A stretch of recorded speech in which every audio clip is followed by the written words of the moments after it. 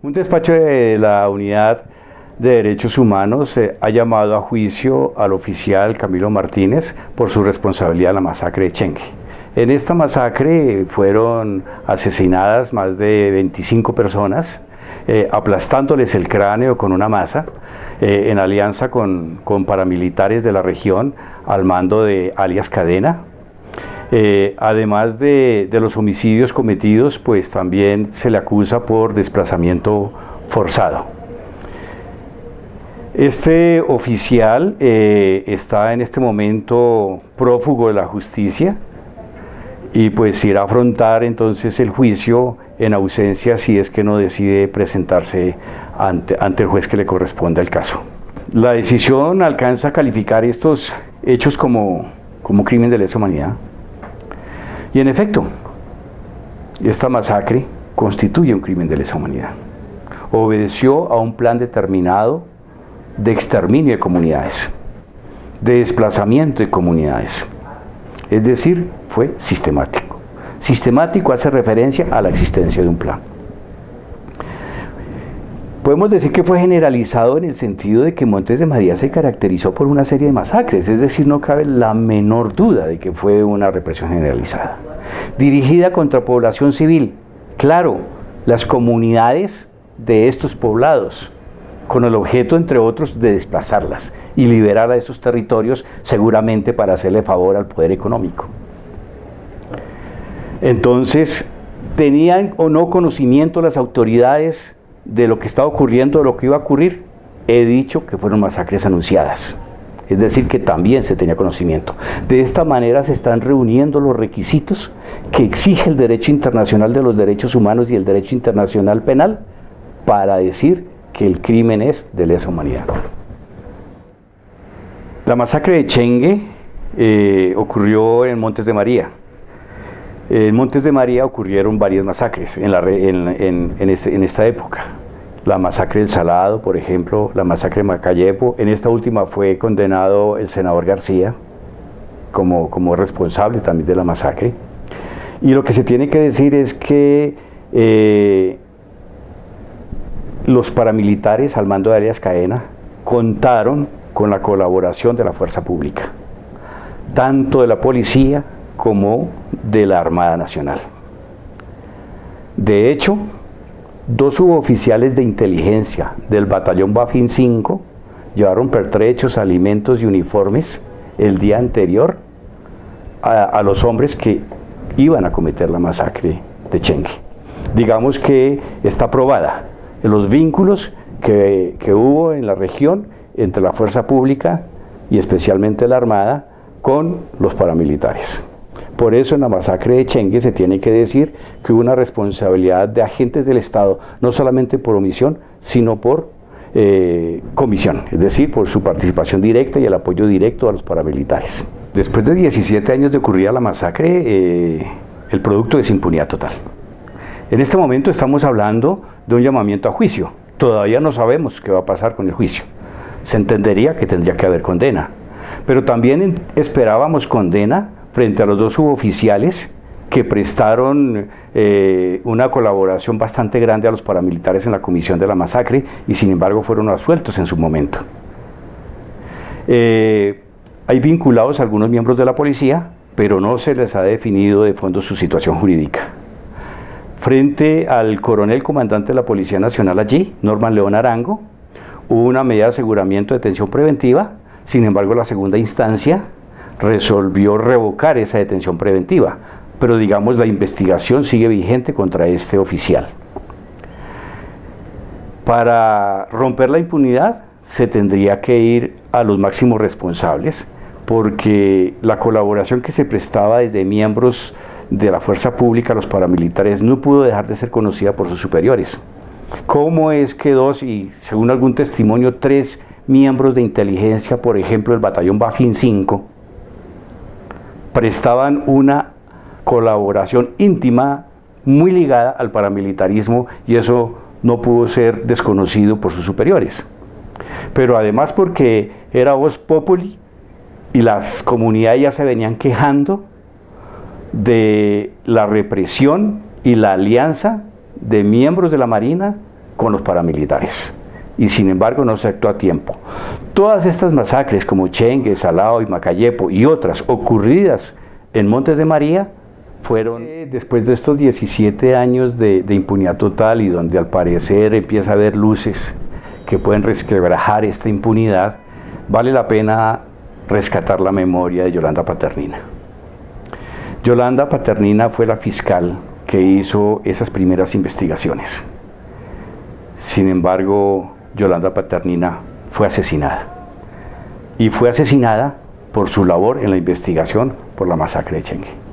Lo que se dice de la forma de matar a las personas aplastándoles el cráneo, lo que se dice es que lo hicieron así para no alertar si utilizaban armas de fuego. ¿Por qué lo hicieron de esa forma y esa sevicia tan grande? Yo creo que aquí debió haberse también acusado al oficial de terrorismo.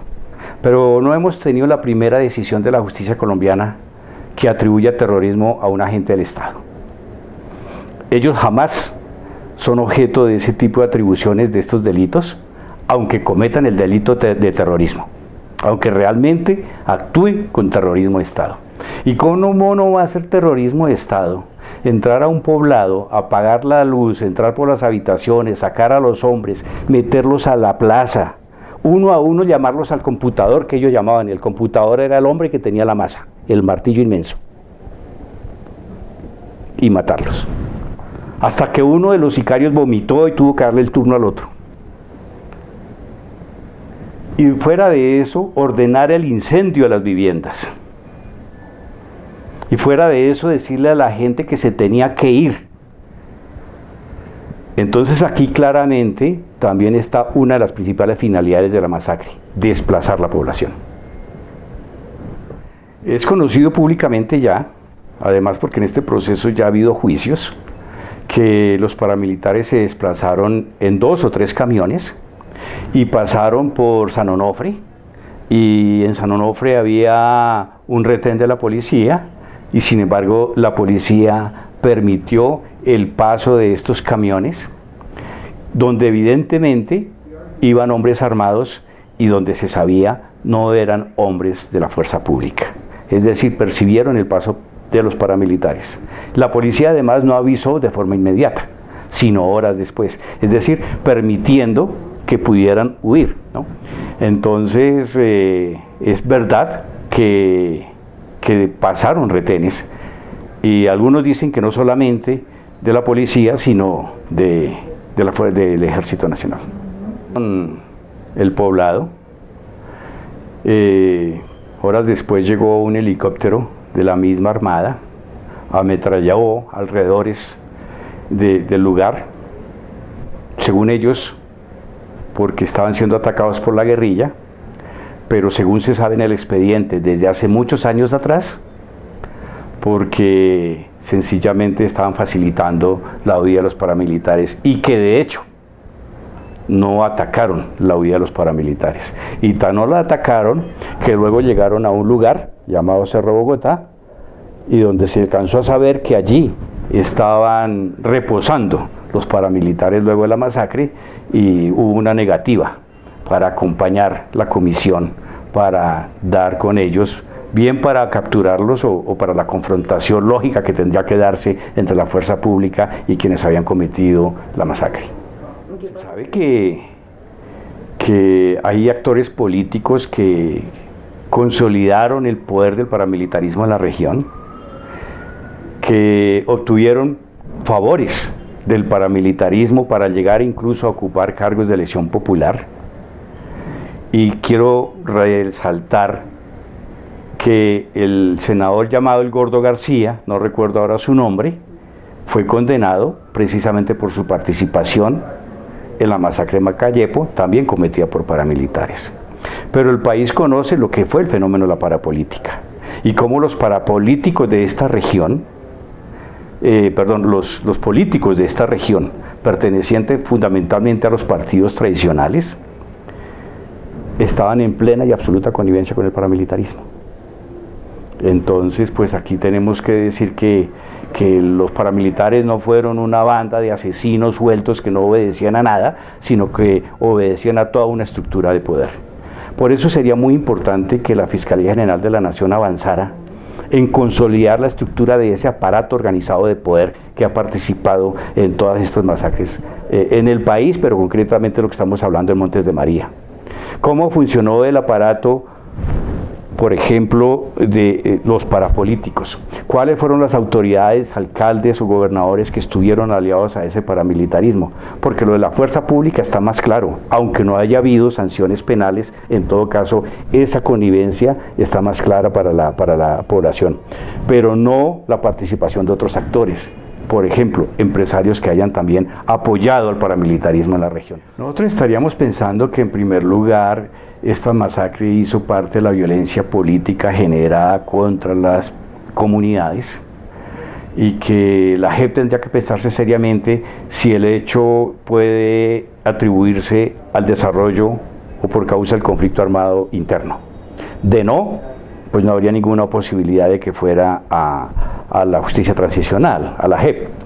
Pero si los magistrados de la JEP resolvieran recibirlo, pues bueno, la oportunidad que tendrían allí los autores y especialmente los vinculados de la fuerza pública que quieran ir a decir verdad, a decir desde dónde se estructuró todo ese plan de exterminio, y no solamente en relación a la masacre de Chengue, sino en relación a todas las masacres que se cometieron en la región de Montes de María, pues estarían bienvenidos, porque este país necesita verdad, y que se hagan beneficiarios de las normas de la justicia transicional.